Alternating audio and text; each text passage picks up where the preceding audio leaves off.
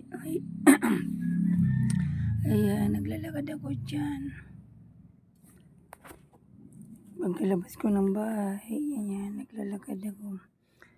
Hindi kasi ako sumakay ng ng tricycle. Kaya nilalakad ko yan pababa.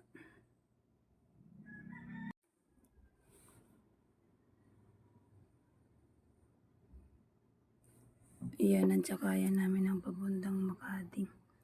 Nag-i-jeep ako. Sabi ko, ay naku na naman, wala na naman i-jeep nakaabang dyan. Kaya may mga nakapila. Hirap-hirap talaga sa magabang ng sasakyan pag wala kang motor. Sabi ko, malilit na naman ako nito.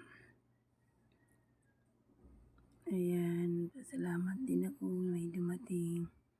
Kaya nakasakay na kami lahat. 6:30 ako nakasakay dyan.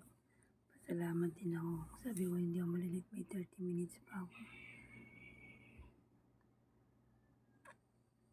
Ayan, pila-pila. Pag may tiyaga, may nilaga tayo. Kaya gugugo, tuloy-tuloy lang po.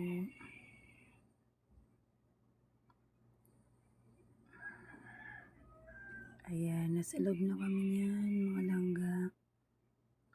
Buti nga nakaupo ako dyan kasi medyo hindi pa gaanong marami. Kaya nakaupo ako. Kasi akong pinakahuli yata. Ayan, nakarating na kami sa may Reposo. Kaya dyan na kami bumaba lahat na nakasakay sa Egypt. Kaya naglakad akong konti papuntang Starbucks sa may highway. Kasi magabang ako ng jeep mga langga. Ayan, malapit na ako sa akin trabaho.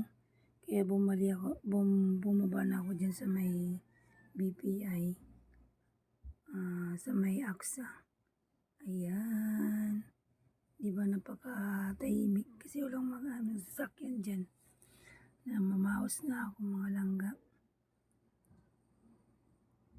Ayan. Bakit na ako dyan?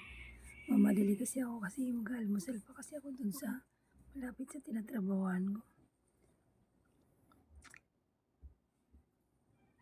Ang hirap naglalakad.